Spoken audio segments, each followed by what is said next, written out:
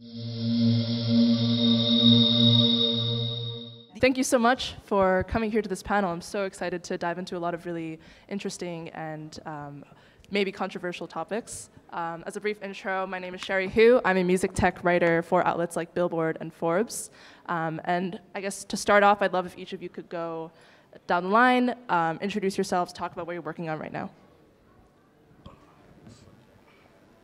Yeah, of course. I'm Mich Mellard. I'm the co-founder of Think Music, what's an online promotion channel. I'm also the founder of SyncSync, what's a platform that enables YouTube creators to download royalty-free music. Hi, I'm Lauren Pavan. I'm the COO at GRM Daily, which is is the UK's leading urban platform, and kind of growing that into a bit of a youth urban culture brand as well. Hi, I'm Inder. I'm the CEO and founder of Crypt, which is a creative agency. We basically try to blur the lines between technology, music, and creativity. So some of our clients are like Gillette, down to some fashion brands like Lee Jeans. I'm Hannan, Malik. I'm an artist manager and have a JV for records under the name NOWHERENEAR. I manage songwriters, producers, and an artist. They write a lot of pop stuff, mainly things like Naughty Boy, Emily Sandé, Little Mix, and bits and bobs like that. Cool, thank you all. I have a couple of questions for the audience. So this is not intended to be like an ageist question at all, but I'm just curious, how many of you in the audience are under 30? Raise your hand. Okay, it's a good number. And how many of you run your own companies in music? Okay. How many of you are trying to disrupt the music industry? Like, how many of you would say that's your mission? Okay, interesting. Cool, so first off, I'd love to work off of the title of this panel, which contains the phrase "no rules." And that's like super open-ended. It can mean so many different things. So I would love if all of you could dive into what that means to you. So what rules, both as you were starting out and maybe even right now as you speak, what rules do you feel like have been disrupted or eliminated from the picture in terms of what it takes to succeed in the industry? Yeah, I guess I'll start. So me and my brother started Think Music around 3-4 years ago now, and we literally just started ripping tracks off SoundCloud and going on Tumblr and kind of just finding photographers. And we didn't really know about any kind of copyright or legalities to any type of music or anything. And you know, as we started uploading music on YouTube, the channel started to grow. We're now amassed over 100,000 subscribers. And at the time, you know, it was just due passion what kind of drove us. And I mean, looking back now, it's kind of, I see the connections and the dots to kind of, you know, to kind of see the overall process of how things work. I mean, you know, Inder, what would you say you're kind of, in terms of?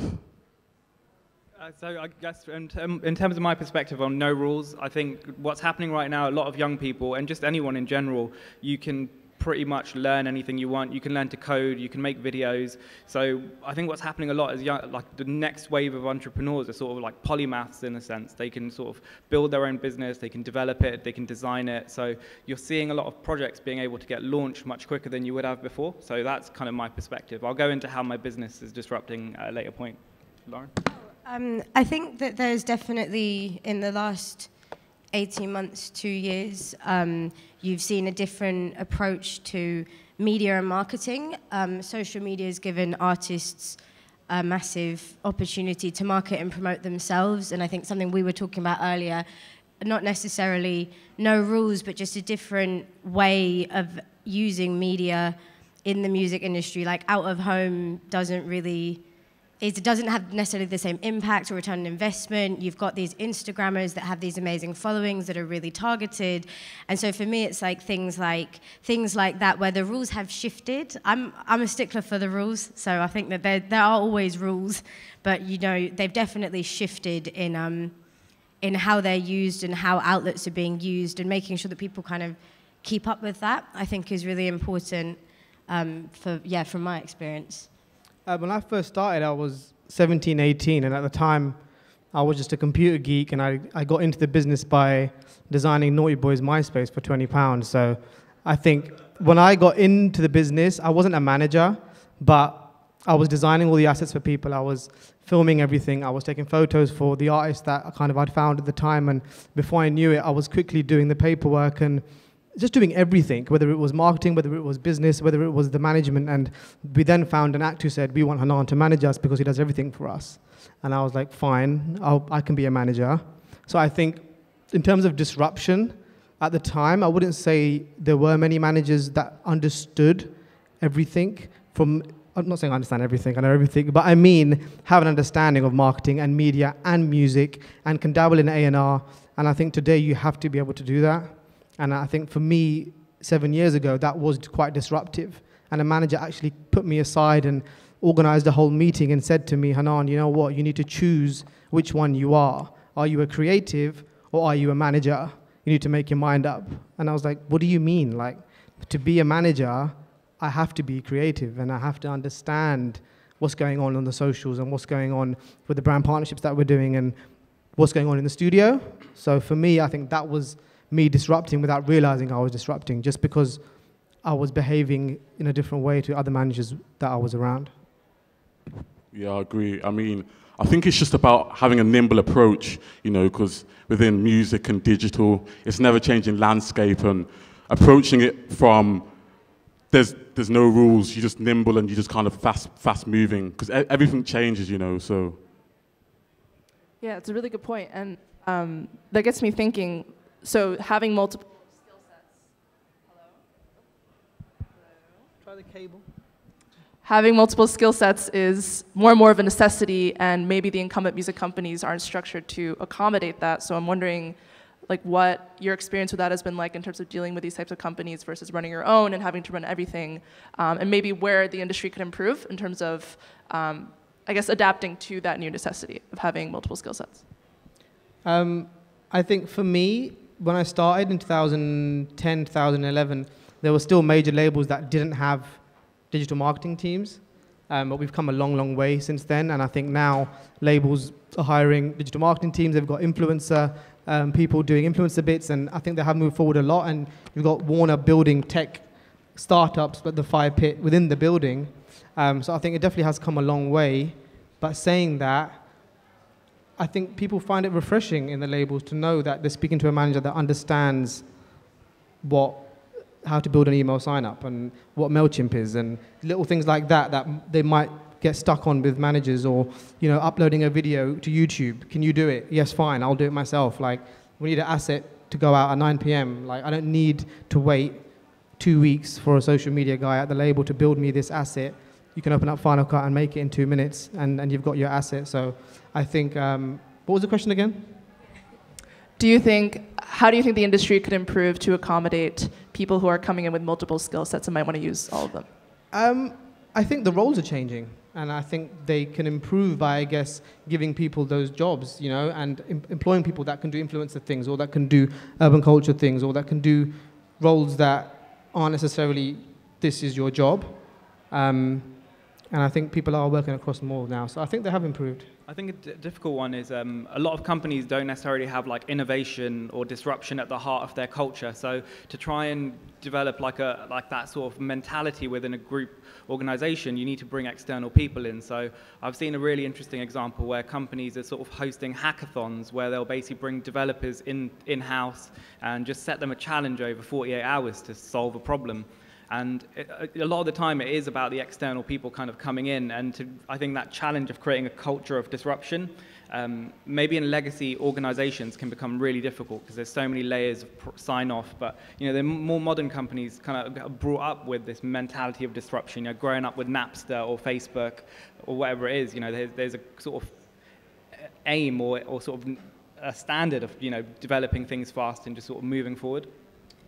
I think as well, it's like people understanding that there isn't, to a degree, there's no such thing as a set formula of success.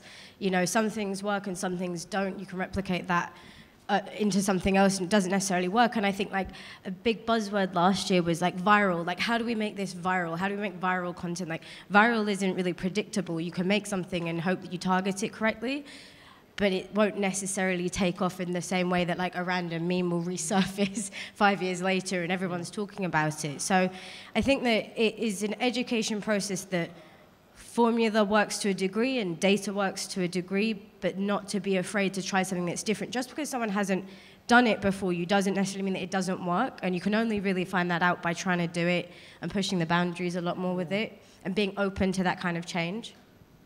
So Inder, I wanted to follow up on your point about like more and more labels hosting hackathons, right, or hosting these types of events that are bringing in developers. So if that alone is not the answer, then what does it mean to foster a culture of innovation? Like, what might that look like, just on a deeper level? Yeah.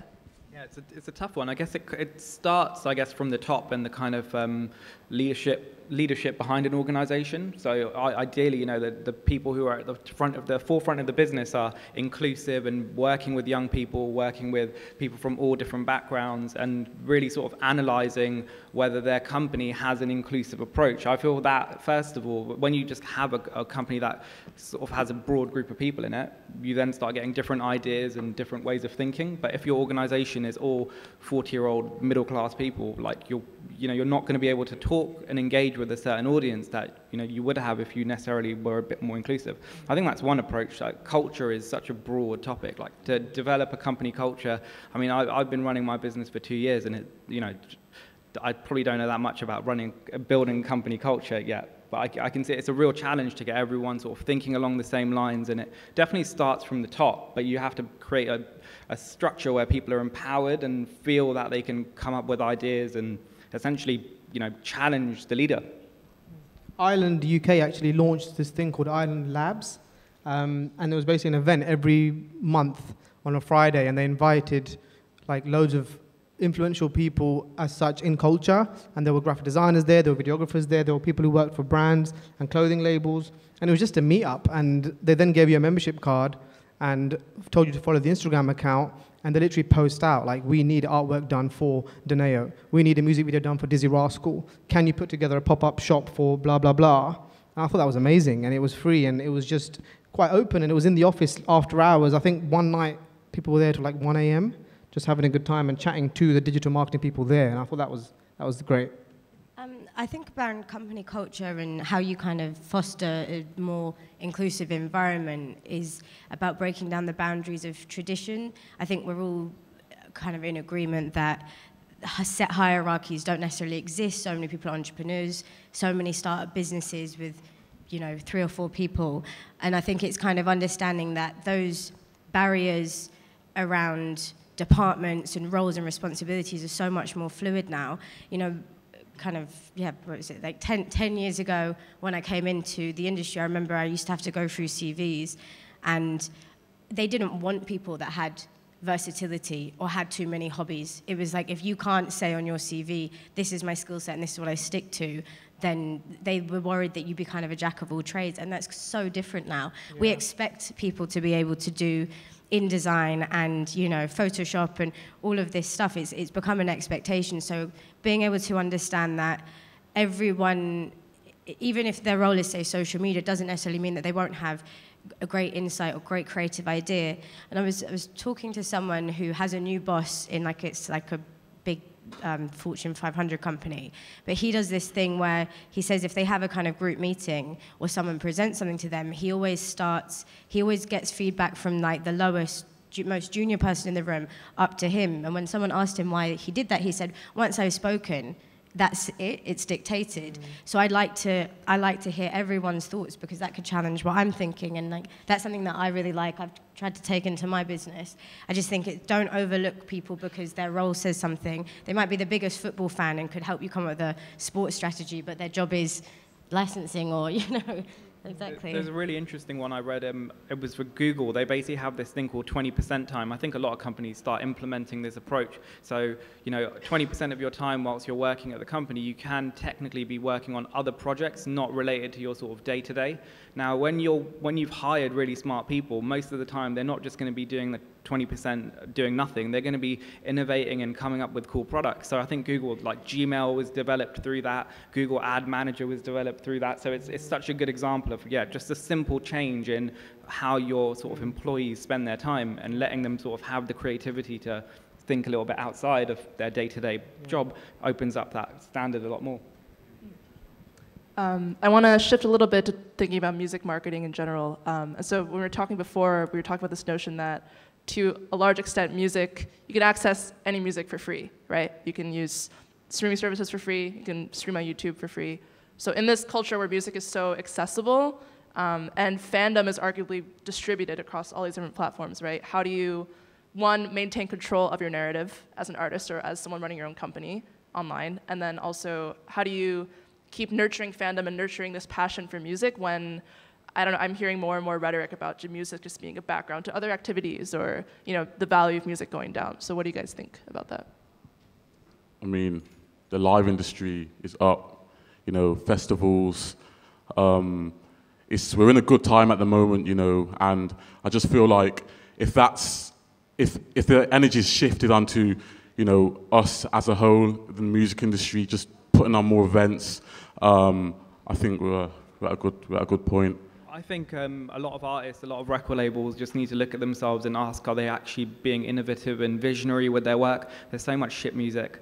There's so much repeated sort of stuff on the radio and on the charts, and I'd love to see more artists trying to be more visionary and take in inspiration from theatre or from film and do like things that are pushing the boundary a little bit, where in my opinion that's how music can go forward a little bit more, is what can we learn from gaming, what can we learn from some really interesting sort of aspects of culture and develop something completely different. I think the format of music is always going to be important, but how you experience it, whether that's through like immersive events or VR or whatever it might be, those are the opportunities to really sort of grow the value and take music, I think, to a slightly different level. But it is about a lot of people who are holding the purse strings, thinking about whether they're actually trying anything different or they're just recycling the formula. And I think music often gets compared with gaming and film, and it's like, gaming and film is booming and music has fallen.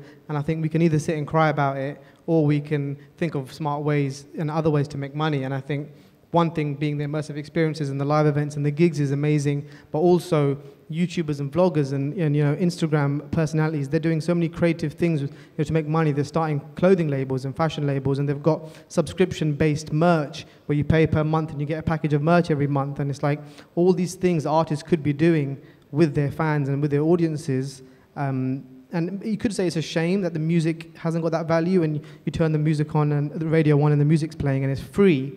But at the same time, you could also say, well, for free, I'm reaching an audience of 10 million people. Or when my song goes on New Music Friday, I've instantly hit 500,000 people. Now, how am I going to make the most of that audience that I've hit? And am I getting their email address? Do I know where they are? Am I performing a show in their local town or local city where the most of my fans are? And I think data is what it comes back down to. And I'm sure you're going to go on to like copyrights and stuff afterwards, so I won't get into that. But I think like blockchain and using tools such as that is the new internet. And I think if we can build something around the blockchain where, we know who has played on what song, who the performers are, and then once that's being played, you can essentially pay someone straight away, right, in a second. And the problem with that is obviously that music doesn't necessarily want transparency. So it's a question of who's going to start that, who's going to be the first person. And once you've got the blockchain up and running and the records are there, you're going to have to agree to it, because it's going to say, well, this person wrote this. So Sony TV are going to have to say, well, do you agree or do you disagree? Because that's going to be logged, it's going to be there forever, and no one can tamper with it. So yeah, that's exciting for me, I think. Were you going to say something? Sorry, before? Yeah, and I mean, I guess it's kind of just seeing how people are consuming music, I mean, I know a lot of my cousins and stuff, they watch YouTube vloggers, and even just using innovative sources like, getting your music synced onto their channels. I just don't feel like overall people aren't really looking at that. They're not looking at how the next generation are consuming music, and I feel like that's where the energy needs to be shifted. I want to shift gears a little bit and have you talk more about, I guess, yourselves and the companies that you run and how you work. Yesterday, there was a really good panel earlier in the morning about mental health and about self-care in the music industry, and that brings up this issue of work-life balance. And everyone has a different approach to this, but I would love for each of you to, I guess, share your opinion on whether work-life balance exists for you and why or why not. Yeah, anyone can start. Guess I'll go. So yeah, I mean, I guess we're living in a time of instant gratification, and I catch myself, getting caught out. And I feel like it's just, for me personally, I'm so driven to succeed. I'm so driven to, follow my direction. And sometimes it's just about a patience for me, man. I mean, social media is also one what you can kind of get a bit lost and clouded within. And sometimes you need to question yourself, like, am I doing this just for the likes? Am I just doing this for the clout? But, you know, I think it's just about knowing what you really want to do and knowing why you're doing it. So, yeah, I think as I was saying earlier, for me it's changed. I think when I was younger, I was all about, well, let me wake up at 6 a.m. and put it on my Instagram that I'm up at 6. And then I'm in the office till 1 a.m. and let me tell the whole world that I'm working the hardest. But I think as I've got older, I've realized that I wasn't necessarily working smart, I was just working hard. And just because I could say to someone that I've worked 19 hours today, doesn't mean I've done anything productive.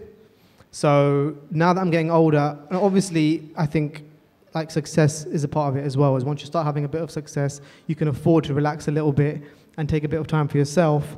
But now I'm a big fan of not completely chilling out, but if I don't wake up at 6 or 7 a.m. and I get up at 11 a.m. one day, it's fine. I'm not going to say, oh shit, like you've ruined your day, this is awful, you're not an entrepreneur, what are you doing to yourself? It's just fine. I woke up at 11 a.m., I'm going to work a little bit longer in the night, you know, and I think I'm starting to take breaks now. I think there was a point where I didn't have a holiday in about 4 years, and I would tell everyone, I haven't had a holiday in 4 years, so I don't know why you're going away. And like, to my clients, like, well, I don't know why you're going away, because I haven't had a holiday. But then now, I've probably had maybe 3 this year, and, you know, I'm going to hopefully try and do a little break every 3-4 months, even if it is 3 days or 4 days, to just shut my mind off, because I have found that when you do have that peace, and I think doing what we do is so hard to switch off, and sometimes I actually laugh at myself. Like, I'll be in bed at 1 a.m. and I'll wake up and just start going through Spotify profiles and insights and playlists, and like before you know it, it's 4 a.m. and I'm like, I've just spent 3 hours looking at stats of artists, and like, what are you doing? Whereas I think if you do go away and you're on a beach and there's the sea in front of you, you're not going to want to get out your phone and look at Spotify stats. You know, you might take a few minutes to just chill and shut off, and then when you come back to work, you're refreshed, and everyone's like, oh wow, Hannan, you're so happy, you're so ready. And I think once I learned that, I was glad that I did. Yeah, I think one that I really like to sort of push is just like creative escapes. So, you know, making music or finding some time to do art or something like that takes you away from the sort of commercial thinking that you can get into. And I think a lot of people get into the music industry because you're passionate about it, you're probably a little bit creative in some format, and at times that can completely like disappear. So you spend so much time trying to do sales or commercial thinking or whatever it is. So like just finding time to make music, and all of a sudden I can tell that my mind is a little bit more relaxed, and I can think differently, and I process ideas slightly differently after I've done something creative. So that to me is a big one. And reading, actually. I'm starting to read like a book a month, or maybe 2 a month, and that's really helping me switch off from work. My mom used to say to me, you need to get a hobby, and I'd be like, my hobby is my job, and that's the problem. So yeah, I'm still trying to find a hobby. I think that work-life balance is very important, but I'm not really one to lead by example. But I think maybe the difference is I've got 10 staff, so I have to have a little bit more of a kind of, I need to be present and seen and make sure that I'm teaching them. So it's slightly different. But the one thing that did change massively for me when I went to GRM was I really wanted people to be in at like 9 or 10. Like I thought 10 was a really fair time to ask people to be in. And I just couldn't comprehend why my staff were constantly pushing back on that, because I was trying to apply those traditions and those structures that I'd learned in the work that I'd done before. And actually I kind of looked at the way our business is, and our business is 24/7. We have a website. If an artist drops a video at 8 or 9, he doesn't care about the people that are going to have to drop everything, get on their laptop, put it on YouTube, write it up on the website, put it on socials. And so we definitely have really embraced the kind of flexible working, definitely embraced kind of just being more understanding. Like if you're at a show, because that your job is to go to that show and show face and represent our business, of course, I'm not going to expect you to be in at 11 if you haven't got home until 1. So that shift is where I try and create balance for like my staff, and just kind of accepting that, yeah, we're not going to be answering your emails at 9. That's just not what our business is. So trying to kind of make sure that we reflect the nature of the 24/7 industry as much as we can to allow people to have that balance. Yeah, definitely. Although I feel like I've just said that all I do is chill and go on holiday. But I think like even my idea of chilling, I'm still probably working more than a person that's doing a 9 to 5 and shutting off at 6 p.m. I think that's important, is that working in music, you're never really going to be relaxing, and it is a 24/7 job, as you've just said, and it's just, you know, knowing when you can afford to take an hour or two out or a week out, basically. And on this concept of working smarter and not necessarily just harder, I was wondering if you could point to any concrete examples of that, any tools or any specific approaches you have? I don't party. So I think a lot of people in music are partying all the time. And it's like, how are you at that party and that gig? It's like, do you not have work to do? So for me, it's like I'm working, and chilling for me is reading or being with my family. And working smart, I think, I know everyone goes on about to-do lists. I'm not really a fan of to-do lists. And I've got every app that organizes your tasks on the planet. But I do think a piece of paper with your most important tasks to do that day works very well. And sometimes I need to just shut off. And there's a few apps now that basically give you an allocated amount of time of focus. So you turn your phone over, and it will give you 25-minute slots of kind of work. And for someone that does so many emails, I find that really helpful for me to just not look at my phone, because normally I'm checking my phone every 10 seconds, maybe 20. So I think slots is really good for me. And like I used to call them power hours as well before there was an app for it.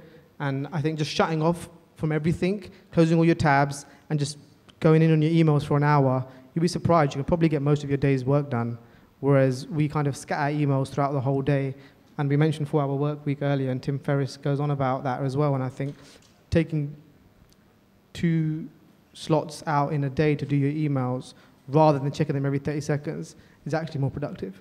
Yeah, I think, I mean, you could read up, like there's probably like hundreds of techniques and stuff. One thing that I think is really important is mentors. So if you can find, you know, people, especially when you're young, I guess at any age really, like having a mentor, having numerous mentors can help you in so many different ways. So people who are more experienced, who've maybe achieved and done what you're trying to achieve, those small differences can literally be like the biggest change in terms of how you think, because it's just expertise from the people who've been there and done that. Like if that to me, and that's something that's missing in the music industry. I don't think the role of mentorship is really there in the same way that it is if you go into sport or finance or any other sector. It's like mentorship it's a broad concept, and it's more like friends, and you know, it's quite cliquey in the music industry generally. Yeah. Could you actually, on that note, could you talk more about Young Guns Network, which is, I guess, the co-host or co-organizer of this panel, because I know that they're really involved with mentorship and trying to solve this issue. So, yeah. Yeah. So Young Guns Network is a networking group based in London. So there's over 1,500 members, and it basically we host events on a monthly basis. So anyone can literally come and sort of come up with an idea. And yeah, we'll touch on topics from the future of copyright down to brand partnerships in music. And it's essentially just a networking group for young people to connect and meet people from all different sort of aspects of the industry. So yeah, we've been coming to IMS for the past 4 or 5 years and have, you know, always sort of curating panels and essentially representing the next generation. Cool. So we just looking at the clock, we have a little under 10 minutes. So I wanted to open it up to audience Q&A. We've been, I guess, talking very high level, so if anyone had any specific questions, that would be awesome. Just raise your hand. If not, I have more questions. We were obviously very boring. Cool. So, let's see. Oh, so one question that we haven't really talked about yet, but we touched upon, was this notion of managing across generations. So I don't know how much you guys have, I guess, dealt with this directly yourselves, but especially at bigger companies, it's very easy to have 2 or even 3 generations on a single team or in a single meeting room, and that can lead to a lot of friction and misunderstanding. So I was wondering if any of you guys have experienced that and what advice you might have in navigating those types of situations. So from my perspective, mainly in terms of sales, because, you know, we pitch to a lot of large sort of multinational organizations, and when you're coming in as a young person who, you know, you're under 30, so it can sometimes take a little bit of time to sort of build up that credibility. So I wouldn't necessarily say there's a specific example here, but that there is a challenge there, and I think we've had to really think about how we approach ourselves so we don't sell out and become so commercial and corporate and sort of try appeal to what an older generation might want, but still being able to deliver something that's, you know, engaging and disruptive. So that, to me, it's a challenge that, you know, again, there's no single solution, I'd say, but it's definitely something it's difficult when you're breaking through initially. Yeah, I mean, I would agree with you, not so much in our business because it's still quite in one generation, it's still quite a young business, young workforce, but it is particularly around urban music and youth culture and going and talking to brands and even, you know, the brand departments in labels that don't necessarily, they see the value in it, but they don't understand what the strength of the value, if that makes any sense. So I think, like, again, a couple of years ago, every person that came to you would roll off 3 names: Stormzy, J Hus, basically the people that they saw at that top level, and not really understand the value of maybe mid-tier influencers and other artists, and actually your urban vloggers and the people that do comedy on Instagram. You know, Michael Dapper, Mo the Comedian, Big Nasty's now got a Channel 4 show. And so it's about if someone is, if they don't get it and they're not willing to understand and ask questions and acknowledge that they don't get it, it's always going to be a real uphill battle, and generally I just wouldn't pursue that. But then you do get people that come, you know, I mean, I guess KA are the biggest sponsors of our awards, Rated Awards, and they're very kind of like, we get the value here, but we trust that you know what you're doing. They don't try and over-dictate, they don't enforce, we have to have a certain number of categories or artists or a certain performer, and like that's what I love about working with them, is that they understand what they bring to the table and they understand their own limitations. And you don't get that. I mean, their AG Bar, so their biggest client is Iron Brew, so they're very process orientated, and they just kind of go, we trust you, get on with it because that's your remit and that's what you're good at. So it's about an education, I'd say, as well. Question? Yeah. Oh yes, question in front. Is there a mic to go around? If not, you can just yell. It might be that one there. Oh yeah, it's over here. Yeah. Hello? Okay, well, I need to sing something now. So basically, I mean, I'm running a small startup that we try to raise awareness of environmental issues within the electronic music community, and then with the funds we want to create an education program, etc. And I loved actually the panel. When you said you were boring, you're not bored at all. I enjoyed it very much. But you see, my question really is when you go about finding the team, you see, like, all of you have successful businesses, and I see that the reality of managing to find that success must be also in obviously being able to do all a series of different things for sure, but then you need to put other people to do certain tasks if you want to, you know, advance and progress and expand. So how do you go about finding the right people? You know, that's for me the biggest challenge. I actually still work on my own. I've got an assistant, but I've never really hired staff. I partnered with another manager who's actually here, but in terms of hiring staff, I haven't done that. But I think signing to a label, whether it's a records or publishing, I feel like that is picking the right team.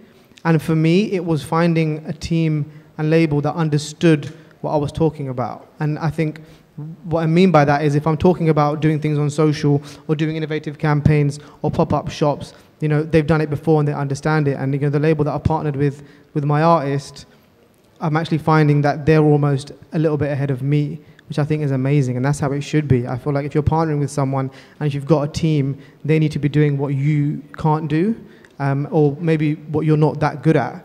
And from an A&R perspective, they're really innovative. From a digital perspective, they're really innovative. And I think when you're looking for a team, you should find people that have qualities that you might not have. How do you find them? I think a difficult one, I mean, for the way that I started my business and built my team, it was with my friends. So, you know, I was like surrounded by people that we shared similar interests. We were frustrated with education, so it was like, okay, why don't we just build something? Like, let's spend our time doing something we believe in. So I feel maybe there's people around you in your inner circle that might, you know, have the same interests. But you don't need a team; you can do it yourself. All right, thank you. Anyone else have a question? Well, I've got a question for everyone on the panel, yes. right? So quick fire, like what, in the music industry, technology in general, like, well, this is about disruption. What aspect of the music industry do you want to see disrupted the most in the next 5 years? I think marketing for me. Maybe that's just because that's all I know, or like the way that people kind of go about and actually put things out there. I want to see people be more innovative, and I want to see more like VR and more experiences, and like I don't want to see a plan that has out of home and Instagram boosts, and it's just so. You know, I want people to come with bigger ideas and better ideas and not be afraid to push the boat out and actually do more, you know. So that's. Can I ask a quick question following up on that before I guess we all share our responses? So I'm from New York, and I'm seeing Spotify and SoundCloud now invest in billboards. So Spotify has a billboard in Times Square, and SoundCloud has not a billboard, but just physical ads in almost all the subways.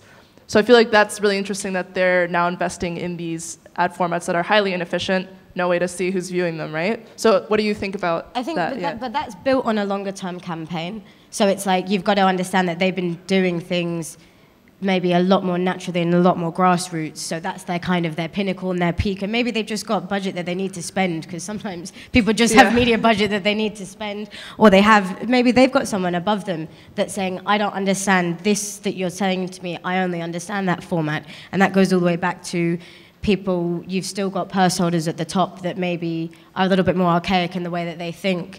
I think sometimes people just like to do that, to put that in a deck and say, look, I ticked a box. Yeah, and I think in terms of awareness, I think it's amazing. But you know, I love Spotify and all the people that I work with there, and thank you so much for all the playlists you've given me. But at the same time, I do think it's a case of, well, okay, we might not be paying you what we should be paying you, but here's a billboard with your face on it. And it's like, oh, thanks, like that makes up for it. So I think it's an element of that as well. I think the Secret Genius thing is amazing, and it's great what they're doing for songwriters. And whilst you've still got a long way to go in terms of what they're paying people, and to be honest, it's not just them, it's more of a major label problem than Spotify's problem. I'm pretty sure they are paying out, it's just not getting to the songwriters and the artists.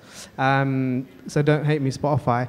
But I think for me, that's what it is. And when you're competing with Apple, you know, people are buying phones and they're seeing sign up to Apple Music. So it's like, how do you compete other than put up massive billboards in Times Square and become the streaming platform and the only one that you think about? You know, when you have to pick, I think Apple is catching up, and it's, you know, scary times for Spotify. I'm curious to hear your responses as well to what you would like to see disrupted. I could give you the like sales answer, which would be all about brands and partnerships, but like passionately, I want to see artists becoming more artistic. You know, artists developing their own instruments, like changing their live performance. I feel like that's just going to enhance the way we view music, and especially electronic music. You know, there's so much potential for that. I think the clock's run out, but I just wanted to add that we've spoken about marketing and events and all these other innovative things.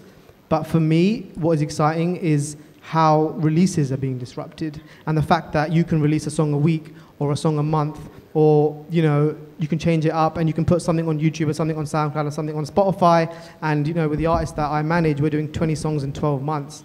And I think it's quite exciting that if you've got the songs, you can put them out and put an amazing campaign around it, and you can break an artist properly in, say, 12 to 24 months, rather than, you know, putting a song out and trying to break it in 12 weeks and then put out the next single. And I think that's really exciting for me, is how nimble you can be with your releases and with your marketing, and, you know, because of the way people are consuming content.